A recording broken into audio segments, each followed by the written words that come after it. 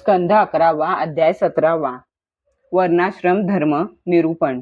उद्धव म्हणाला, हे कमलनयन श्रीकृष्णा, आपण पूर्वी वर्णाश्रमांचे आचार पाळणाऱ्या माणसांसाठी तसेच सर्वच माणसांसाठी तुमच्या भक्तीचे साधन म्हणून जो धर्म सांगितला होता त्या स्वधर्माचे अनुष्ठान कसे केल्याने माणसांना आपली भक्ती प्राप्त होईल ते मला सांगावे। हे प्रभो महाबाहो माधवा, पूर्वी आपण हंसरूपाने ब्रह्मदेवांना परधर्माचा उपदेश केला होता। हे रिपुदमना, पुष्कळ काळ निघून गेल्या कारणाने यावेळी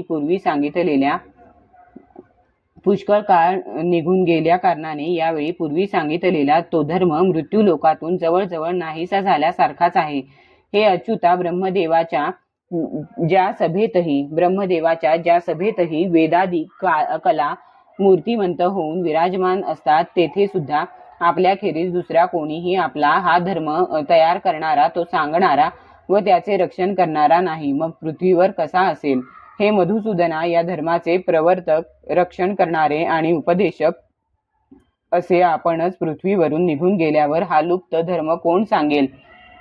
म्हणून सर्व धर्म जाणणाऱ्या हे प्रभो, आपली भक्ती प्राप्त करून देणारा हा धर्म ज्याला जसा आचरणे योग्य आहे तसा सांगावा। श्रीशुक म्हणतात, आपल्या भक्त शिरोमणी उद्धवाने जेव्हा असा प्रश्न विचारला तेव्हा प्रसन्न होऊन भगवान श्रीकृष्णांनी मनुष्यांच्या कल्याणासाठी त्यांना सनातन धर्माचा उपदेश केला। भगवान श्रीकृष्ण म्हणाले, हे उद्धवा, तुझा हा धर्मविषयक प्रश्न सर्व वर्णांच्या व आश्रमांच्या माणसांना परम कल्याण स्वरूप अशा मोक्षाची प्राप्ती करून देणारा आहे, म्हणून मी तुला त्या धर्माविषयी सांगतो, ऐक। या कल्पाच्या प्रारंभी सत्ययुगात सर्वांचा हंस नावाचा एकच वर्ण होता। त्यावेळी सर्वजण जन्मतःच कृतकृत्य होते, म्हणूनच त्याचे नाव कृतयुग असेही आहे। त्यावेळी फक्त प्रणवच ओंकार वेद होता आणि तपश्चर्या, पावित्र्य, दया व सत्य अशा 4 चरणांनी युक्त असा मीच बैलाचे रूप धारण केलेला धर्म होतो। त्यावेळचे निष्पाप आणि केवळ तप करणारे लोक शुद्ध अशा माझी उपासना करीत होते। हे उद्धवा, त्रेतायुगाच्या आरंभी माझ्या हृदयातून प्राणांच्या द्वारा ऋग्वेद, यजुर्वेद आणि सामवेद असे 3 वेद प्रगट झाले। त्यांपासून होता अर्ध्वर्यू व उद्गाता हे कर्मरूप 3 भेद असणाऱ्या यज्ञांच्या रूपाने मी प्रगट झालो।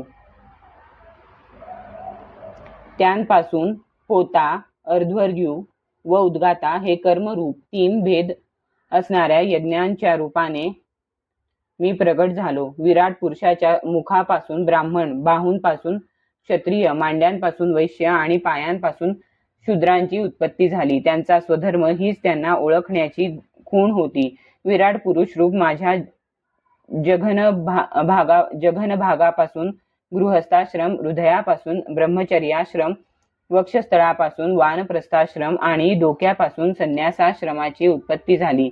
या वर्ण आणि आश्रमांच्या माणसांचे स्वभाव सुद्धा त्यांच्या जन्माच्या ठिकाणांनुसारच उत्तम, मध्यम आणि अधम असे झाले। शम, दम, तपश्चर्या, पवित्रता, संतोष, क्षमाशीलता, सरळपणा, माझी भक्ती, दया आणि सत्य हे ब्राह्मण वर्णाचे स्वाभाविक धर्म होत। तेज, बल, धैर्य, वीरता, सहनशीलता, औदार्य, उद्योगशीलता, स्थिरता, ब्राह्मण भक्ती आणि ऐश्वर हे क्षत्रिय वर्णाचे स्वाभाविक धर्म होत। आस्तिकता, दानशूरपणा, दंभ नसणे, ब्राह्मणांची सेवा करणे आणि धनसंचयाने संतुष्ट न होणे हे वैश्य वर्णाचे स्वाभाविक धर्म होत।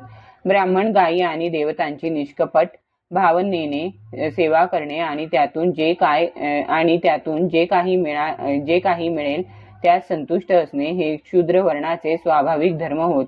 अपवित्रता, खोटे बोलणे, चोरी करणे, ईश्वर आणि परलोकाची फिकीर न करणे, खोटे नाटे भांडण करणे, काम, क्रोध, लोभ यांच्या आहारी जाणे हे सत्यंजाचे स्वभाव होत। सर्व वर्णांसाठी सर्वसाधारण धर्म हेच आहेत की मन, वाणी आणि शरीराने कोणाचीही हिंसा न करणे, सत्यावर अढळ राहणे, चोरी न करणे, काम क्रोध लोभापासून दूर राहणे आणि प्राणी मात्रांचे कल्याण होईल तेच करणे. ब्राह्मण, क्षत्रिय व वैश्य यांनी गर्भाधान इत्यादी संस्कारांनी प्रारंभ करून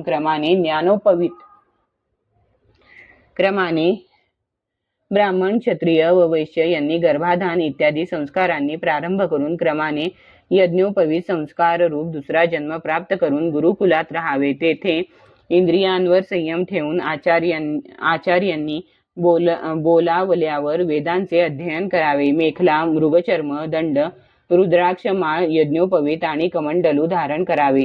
डोक्यावर जटा ठेवाव्यात. दंत धावन आणि वस्त्रे धुणे या गोष्टी हौस म्हणून करू नयेत. रंगीत आसनावर बसू नये. आसनासाठी कुश वगैरे घ्यावेत. स्नान, भोजन, हवन, जप आणि मलमूत्र त्याग करते वेळी मौन पाळावे. काख आणि गुप्तेंद्रियाजवळील केस काढू नयेत. तसेच नखेही कधी काढू नयेत. पूर्ण ब्रह्मचर्याचे पालन करावे. स्वतः कधीही वीर्यपात करू नये. जर कधी वीर्यस्खलन झालेच तर पाण्याने स्नान करून प्राणायाम करून गायत्री मंत्राचा जप करावा. ब्रह्मचार्याने पावित्र्य पाळून एकाग्रतेने अग्नी, सूर्य, आचार्य, गाय, ब्राह्मण, गुरु, वृद्धजन आणि देवतांची उपासना करावी. तसेच सायंकाळी आणि प्रातःकाळी मौन धारण करून संध्योपासना व गायत्री मंत्राचा जप करावा. आचार्यांना माझे स्वरूप मानावे. त्यांचा कधीही अपमान करू नये. त्यांना साधारण मनुष्य समजून त्यांच्याकडे दोषदृष्टीने पाहू नये, कारण गुरु सर्व देवमय आहेत. सकाळ संध्याकाळ भिक्षा मागून आणून ती गुरूंसमोर ठेवावी. तसेच इतरही गुरुदेवांना अर्पण करावे. त्यांची आज्ञा झाल्यावरच त्याचा उपयोग करावा. आचार्य कुठे जात असतील तर त्यांच्या मागे मागे चालावे. ते झोपल्यानंतर त्यांच्या जवळपास झोपावे. ते बसले असतील तर त्यांच्या आज्ञेची वाट पाहत हात जोडून जवळच उभे राहावे. अशा प्रकारे स्वतःकडे कमीपणा घेऊन शुश्रूषा करून आचार्यांची आज्ञा पालन करण्यात नेहमी तत्पर असावे. विद्याध्ययन संपेपर्यंत सर्व सुखोपभोगांपासून दूर राहून गुरुकुलात या प्रकारे वागत राहावे आणि ब्रह्मचर्य व्रत कधीही खंडित होऊ देऊ नये. ब्रह्मचार्याची वेदांच्या निवासस्थानी ब्रह्मलोकात जाण्याची इच्छा असेल तर त्याने जन्मभर नैष्ठिक ब्रह्मचर्य पाळून वेदांचे अध्ययन करण्यासाठीच आपले संपूर्ण जीवन आचार्यांच्या सेवेमध्येच समर्पित करावे. असा ब्रह्मचारी खरोखर ब्रह्मतेजाने संपन्न होतो आणि त्याची सर्व पापे नष्ट होतात. त्याने अग्नी, गुरु, आपले शरीर आणि सर्व प्राण्यांचे ठाई मज परमात्म्याची उपासना करावी. सर्वत्र एकच परमात्मा आहे असा भाव ठेवावा. ब्रह्मचारी, वानप्रस्थ आणि संन्याशांची स्त्रीकडे पाहणे, तिला स्पर्श करणे, तिच्याशी बोलणे किंवा थट्टा मस्करी करणे इत्यादींपासून लांब राहावे. मैथून करणाऱ्या प्राण्यांकडे पाहू नये. प्रिय उद्धवा, सुचिता, आचमन, स्नान, संध्योपासना, सरळपणा, तीर्थसेवन, जप, सर्व प्राण्यांच्या ठाई मलाच पाहणे, मन, वाणी तसेच शरीराचा संयम हे नियम सर्व आश्रमांनाच लागू आहेत. अस्पृश्यांना न शिवणे, अभक्ष्य वस्तू न खाणे आणि ज्यांच्याशी बोलू नये त्यांच्याशी न बोलणे हे नियम सुद्धा या सर्वांसाठी आहेत. नैष्ठिक ब्रह्मचारी ब्राह्मणाने या नियमांचे पालन केल्याने तो अग्नीसारखा तेजस्वी होतो. तीव्र तपश्चर्येमुळे त्याच्या वासना भस्म होऊन जातात. अंतःकरण शुद्ध होते आणि तो माझा भक्त होतो. प्रिय उद्धवा, ब्रह्मचारी जर गृहस्थाश्रमात प्रवेश करू इच्छित असेल तर त्याने विधीपूर्वक वेदाध्ययन संपवून गुरूंना दक्षिणा द्यावी आणि त्यांची अनुमती घेऊन समावर्तन संस्कार करावा. त्यानंतर ब्रह्मचार्याने गृहस्थाश्रमात किंवा वानप्रस्थाश्रमात प्रवेश करावा. तो ब्राह्मण असेल तर संन्यास सुद्धा घेऊ शकतो किंवा क्रमाने एका आश्रमातून दुसऱ्या आश्रमात प्रवेश करावा. मतपरायण भक्ताने याहून वेगळ्या प्रकारे वागू नये. गृहस्थाश्रमाचा स्वीकार करू इच्छिणाऱ्याने आपापल्या गृहस्थाश्रमाचा स्वीकार करू इच्छिणाऱ्याने आपल्याला अनुरूप व उत्तम लक्षणांनी संपन्न अशा कुलीन कन्येशी विवाह करावा. ती वयाने लहान आणि आपल्याच वर्णाची असावी. अन्य वर्णाची कन्या वरावयाची असल्यास आपल्याहून खालच्या वर्णाची वरावी. यज्ञयाग, अध्ययन आणि दान करण्याचा अधिकार सर्व द्विजांना आहे, परंतु दान घेणे, अध्यापन करणे आणि यज्ञाचे पौरोहित्य करण्याचा अधिकार फक्त ब्राह्मणांनाच आहे.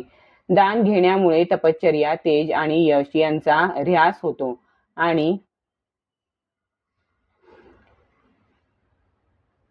दान घेण्यामुळे तपश्चर्या, तेज आणि यश यांचा ऱ्हास होतो असे वाटले तर ब्राह्मणाने अध्यापन आणि यज्ञ करविणे याद्वारेच आपला उदरनिर्वाह करावा. किंवा या दोन वृत्तींमध्येही काही दोष वाटत असेल तर धान्याची कणसे तोडल्यावर शेतात पडलेले किंवा बाजारात पडलेले दाणे वेचून त्यांवर उदरनिर्वाह करावा. ब्राह्मणाचे हे शरीर तुच्छ विषय भोगण्यासाठी नसून जन्मभर कठीण तपश्चर्या करून शेवटी अनंत आनंद स्वरूप अशा मोक्षाची प्राप्ती करून घेण्यासाठीच आहे. जो ब्राह्मण आपल्या महान धर्माचे निष्काम भावाने पालन करतो आणि शेतात तसेच बाजारात पडलेले सांडलेले धान्याचे दाणे वेचून त्यांवर संतोषपूर्वक आपला उदरनिर्वाह करतो, त्याचबरोबर आपले सर्वस्व मला समर्पित करून कोठेही आसक्ती ठेवीत नाही, तो घरात राहूनही शांतिरूप असे परमपद प्राप्त करून घेतो. संकटात सापडून कष्ट सहन करीत असलेल्या माझ्या ब्राह्मण भक्ताला जे संकटातून सोडवितात त्यांची मी ताबडतोब समुद्रात बुडणाऱ्यांची नाव जशी सुटका करते तशी सर्व आपत्तींमधून सुटका करतो. जसा एक गजराज दुसऱ्या हत्तींचे रक्षण करतो त्याप्रमाणे राजाने पित्याप्रमाणे आपल्या सर्व प्रजेचे कष्टांपासून रक्षण करावे, त्यांचा उद्धार करावा आणि धीर गंभीर राहून स्वतःचा उद्धार करून घ्यावा. अशा प्रकारचा राजा सर्व पापांपासून मुक्त होऊन सूर्यासारखा तेजस्वी विमानात बसून स्वर्गात जातो आणि इंद्राबरोबर सुखोपभोग घेतो. एखादा ब्राह्मण दारिद्र्याने गांजला असेल तर त्याने वैश्य वृत्तीचा आश्रय घेऊन त्या परिस्थितीतून मार्ग काढावा. अत्यंत प्रतिकूल परिस्थितीशी झगडावे लागले तर तलवार हातात घेऊन क्षत्रिय वृत्तीनेही आपला उदर निर्वाह चालवावा. परंतु कोणत्याही परिस्थितीत नीच लोकांची सेवा करून कुत्र्यासारखे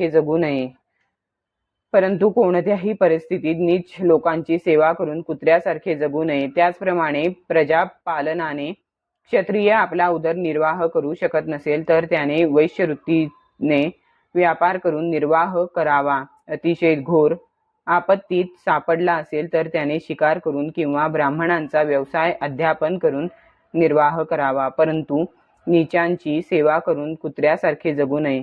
प्रतिकूल काळात वैश्याने सुद्धा शूद्रांची वृत्ती सेवा करून आपला उदरनिर्वाह चालवावा.